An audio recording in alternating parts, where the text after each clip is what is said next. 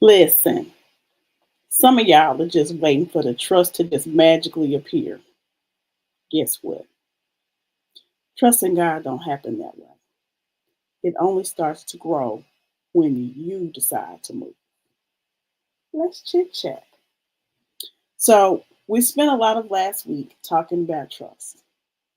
We talked about what trust means. We talked about how trust originated in the Garden of Eden when the serpent convinced Eve that she couldn't trust in the character of God. We've talked about how life experiences, how disappointment, betrayal, abandonment, trauma, church hurt, and deep loss can damage our ability to trust. We've talked about pouring our hearts out before God honestly instead of pretending we're fine. We talked about rebuilding trust through relationship and learning the character of God. Now, I hope that those teachings last week inspired you to go and look up something, anything. I told you to Google it.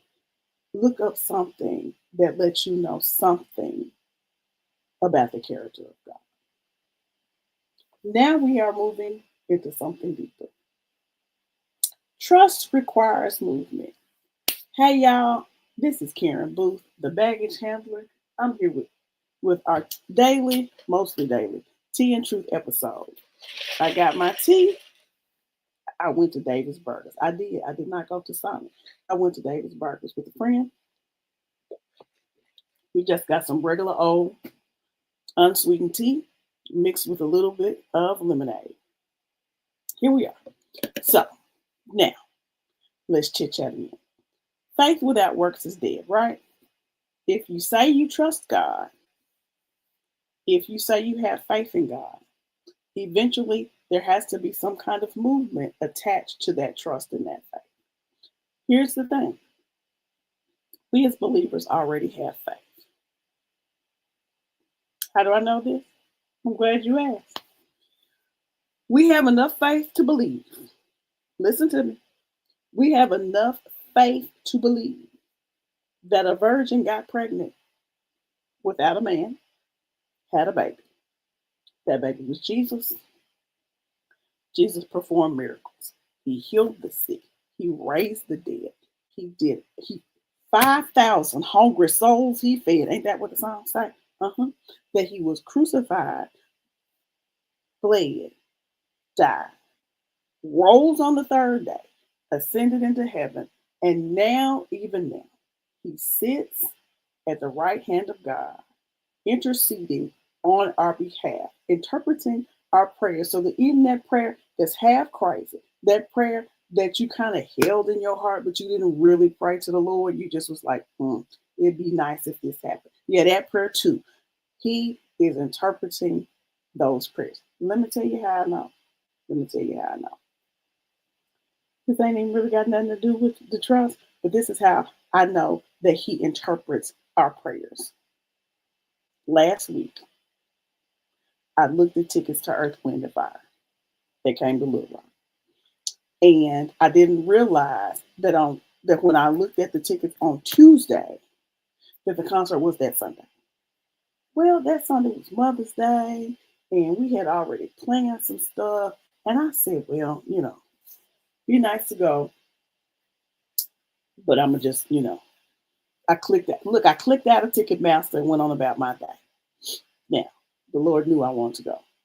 2 days later, Stephen asked me and my mother-in-law, do we want to go? My mother-in-law says no. This is important to the story. Her saying no is very important to the story. Okay. So we get our tickets. The tickets are in the upper level section kind of off to the side. Good for hearing, not the best for seeing, but it's Earth, Wind, and Fire. All you really got to do is hear because the instruments and the vocals. And so you really, they don't do a whole lot of dancing. They old. So hearing is great. So we got to the venue and got to the venue and got a place to park that was about a block away. It was free parking. Boom. So there's one. So then we get in, we take pictures, snap, whatever. Go and we're looking for our seat. Now, to shorten the story, because some other stuff happened, we get to the place where we have a little usher is telling us where to go and sit.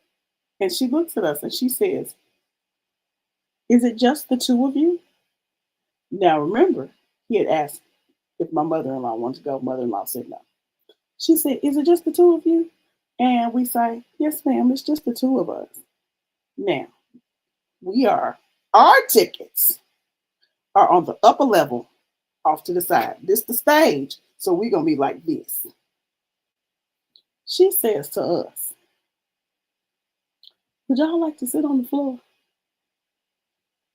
"Why, yes, we would, ma'am." She says, "Here's two seats on the floor, row 8. Go tell that usher down there at the bottom of the stairs, because when we up, we got a whole suite of stairs to go down."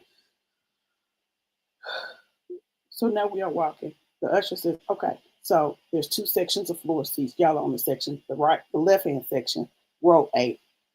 Enjoy." Okay, so this is how I know that Jesus is up there talking to God on our behalf. Because yes, I wanted to go. I didn't really pray and be like, "Lord, please make a way." It was just like, I'd like to go. However, we have already planned some stuff. So that's just an aside. This is why I believe that Jesus is up there handling our prayers. So anyway, so the issue, back to us. So we believe all of that, the virgin birth, all the things that Jesus at the right hand of the Father. We believe all of that. So the issue with us is not our faith. Often is not our faith. The issue is whether we're willing to put some weight on that faith and make a move. And this is where trust comes in. This is where we have to faith around and find out. You'll hear more about that tomorrow. But eventually, trust requires action. Faith around and find out. So you got to put some work in conjunction with it. All right. Hey, Venetia. So you got to put some work in conjunction with your faith. Not reckless action. Not foolish action. Not pretending. Not forcing outcomes. Movement. At some point, you have to move in the direction that you believe God is telling you. Now, this is the thing. I can't tell you how to move. I can't give everybody the same formula because everybody's relationship is personal. But I need for you to start somewhere. Okay? One thing, big or little. One prayer, one goal, one area where you are hoping expectantly. That's a part of the latch trust method that I talked to you about last week. Let me review it. So last week I told you this is the way that you can build trust. You can start building trust this way. Look around at things that you think are coincidental. A good parking space, an unexpected sale at the grocery store. Somebody gives you something that you intended to buy.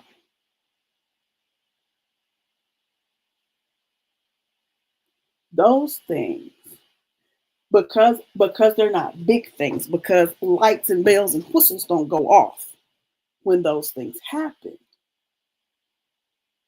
we just write it off as, "Oh, what good luck that was. Oh, aren't I fortunate?" Not, so this is what I always say when little stuff happens. I'm like, "Oh, the Lord loves me. Oh, the Lord loves me so much. Look at what he gave me. He gave me this close parking space. Lord, Lord, you knew I wanted some roast, and you got a mystery sale at this grocery store, and look at this roast sitting over here for less than $10. I give I give God all the glory for those things. So you look around for things that seem coincidental. That's the L.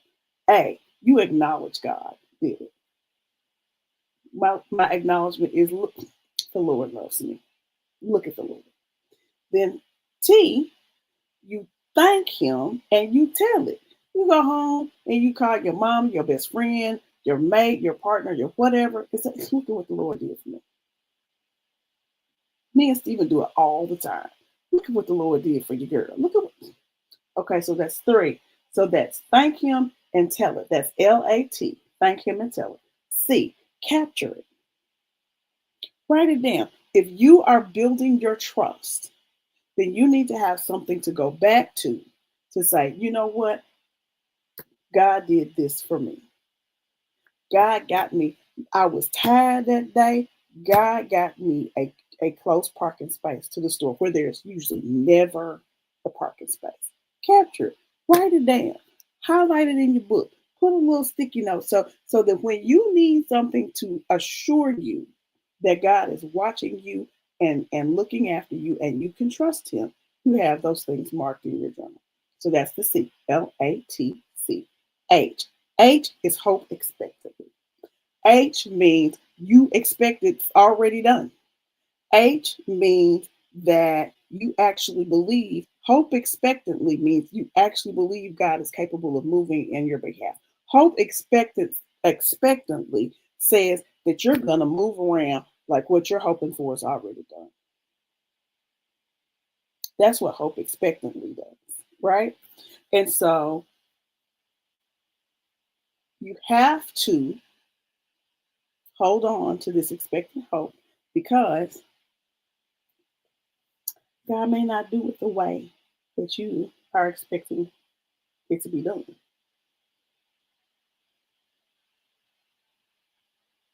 So, even if it doesn't happen the way that you anticipated for it to be done, then you just have to say, well, that must not be the way. That must not be the way that God was supposed to. That must not be His way of getting me to the goal that I have set. Right now, your goals have to be in line with what God has for you. Your goal can't be, I want this man and he married, and so let me. It can't be that. Okay, it cannot be that or anything like that. It's got to be in line with God's word, right? So, even if it doesn't happen the way that you think it should happen, it's still God. Case in point, here go another story. I am in Pastor Ashley Johnson's Evolve Doctoral Program. Part of that doctoral program included a mission trip, and there were two options: a stateside mission trip and an international mission trip. I asked God, He said, you're going on the international mission trip. I said, okay. Does this look like the face of assurance? Because I was not assured. I was assured that He said go. I was unassured of how I was going to get there because the trip had a certain cost, and I had this much towards the cost. I needed, I needed a car. I needed a car. I could get around, but I needed a car. And so He said, you're going on the trip. I thought, okay. So I said, well, God, I trust you. I put my request out on Facebook, let everybody know what I was doing. I was quite nervous. I had some people that did not believe, that they didn't believe in the program, and they questioned what was going on, and they questioned my motive for going. Question, I did naysayers, and we have been warned about naysayers. But what I had more of was people who were very congratulatory towards me. Now, what did I do? I started, I was going to bake some peach cobblers. I was going to make my looks pecan bars.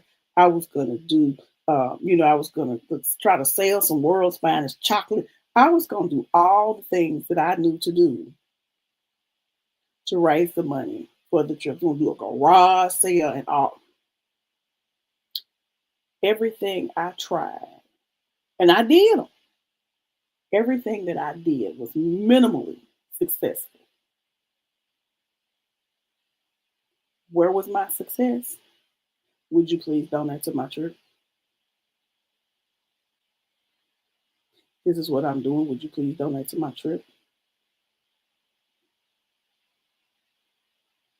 2 days in, somebody sent Pastor Ashley 1/3 of the cost of the trip.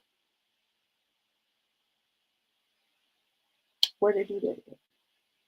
When God moves upon the hearts of people to be kind to you and to be good to you,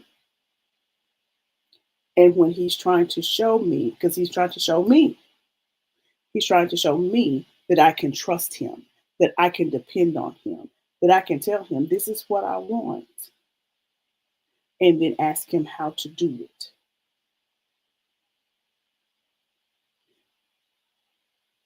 No, I said that wrong. This is what I want, and He will tell me this is how to do it. It was first. Can I go? Should I go? Is there any reason I should not go on this mission trip to London and Paris to teach to teach classes of evolution, which is the mentorship program that I'm in? Is there any reason why I shouldn't go? No, you can go.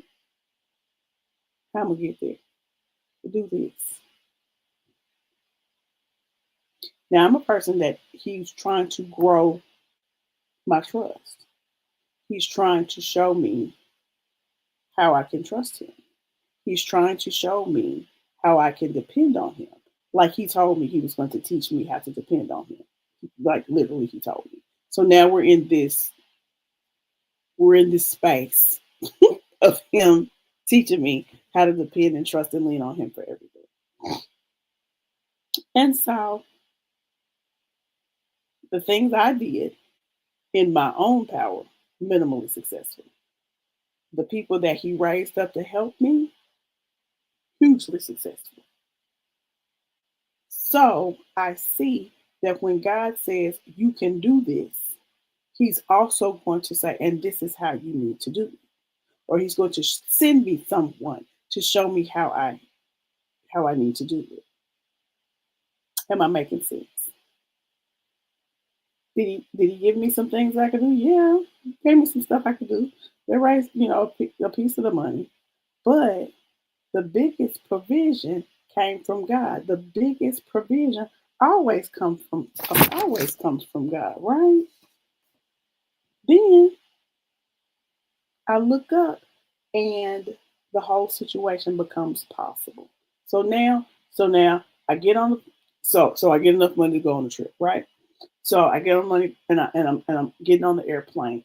And I've flown before, so flying was not a big deal. I got on the plane, I flew to Chicago. I've flown to Chicago before, no big deal. So now we're on an overnight flight. I've been to Hawaii before. An overnight flight it's not a big deal for me. I mean, I ain't like being crammed up in that seat for overnight, but I was asleep most of the time, so it was fine. But when I got to the destination,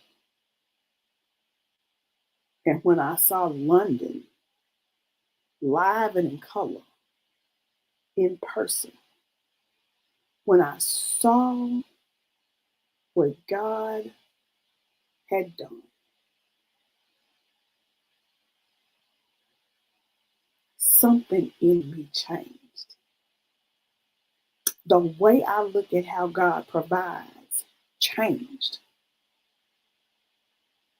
Because if He'll do this for me, what won't He do? Did I have an assignment when I got there? Was there some work that I needed to do when I got there? Absolutely. But the thing that He wanted me to see was that by trusting Him, I got someplace that honestly I wanted to go, but never knew how I was going to get there. It expanded my mind so much. And it put me in a different space with how I think about what I ask God for and what I let stress me out. Now, do I still get a little bit stressed? I do, but it doesn't last as long. It doesn't take as long for me to come out of a mode of being stressed. Trust says to me, God really did provide.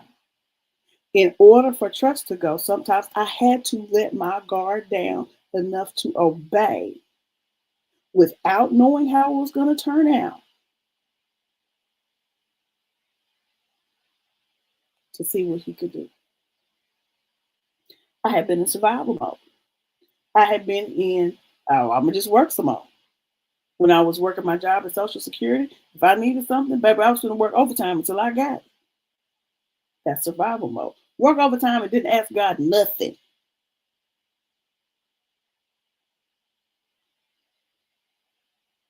Survival says don't move till you can control the outcome. I can control the outcome by getting what I need by working overtime. Trust says move because you trust God's character. Because maybe He would have told me to do something different that didn't involve me working overtime. Trust in God is confidence, dependence, surrender, and expected hope in the character and promises of God, even when circumstances are uncertain. Let me say that again. Trust in God is dependence, confidence, dependence, surrender, and expected hope in the character and promises of God, even when circumstances are uncertain. That means trust is not complete understanding, visible proof, emotional certainty, or guaranteed outcomes. It's none of that. It's none of the things that we like, to be sure. That is why trust requires movement. Faith without works is dead. Trust without movement is nothing. It's nothing. Now let me be clear. It's not because movement earns blessings. It's not because movement manipulates God. It's because movement demonstrates agreement.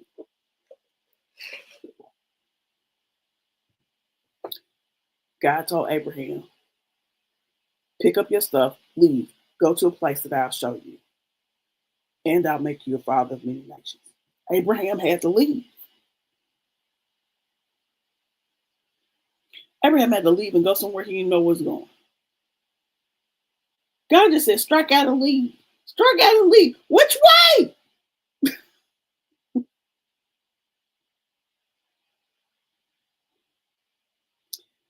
Movement says, God, I believe you enough to move in the direction of which you see it. And every time God proves himself faithful, your trust grows deeper. Every time I think about how I got to London, I said, Lord, you got me to London. So let's show me how to do this. Now, what's the thing is? This is where the adventure starts. Is that when you say, Lord, I need this. And my particular this is usually something attached to God, you gave me this assignment.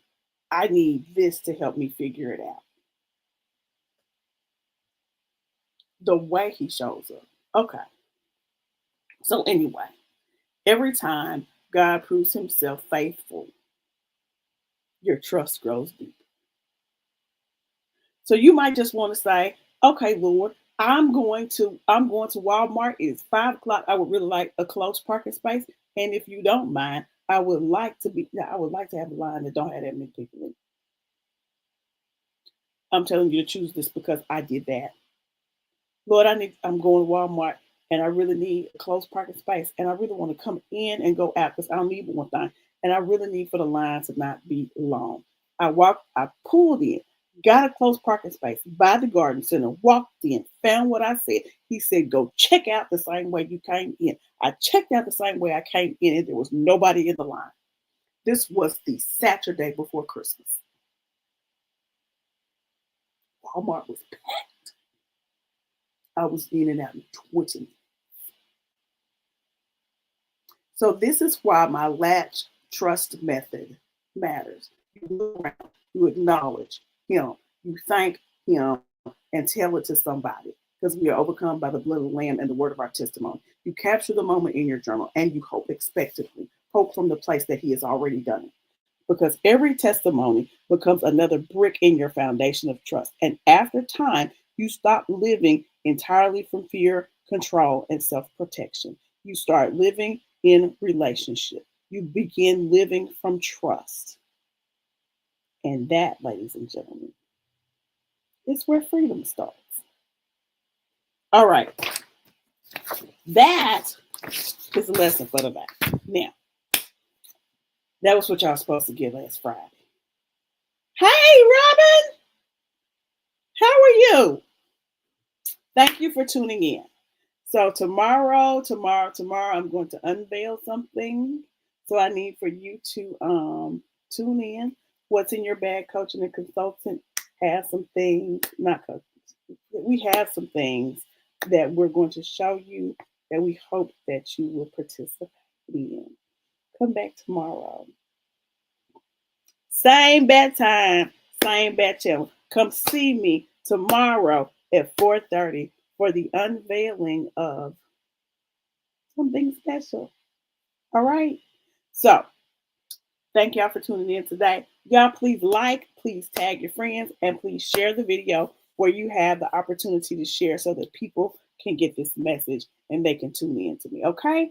I will see y'all tomorrow at 4:30 for more Tea and Truth with Karen Booth. See y'all later.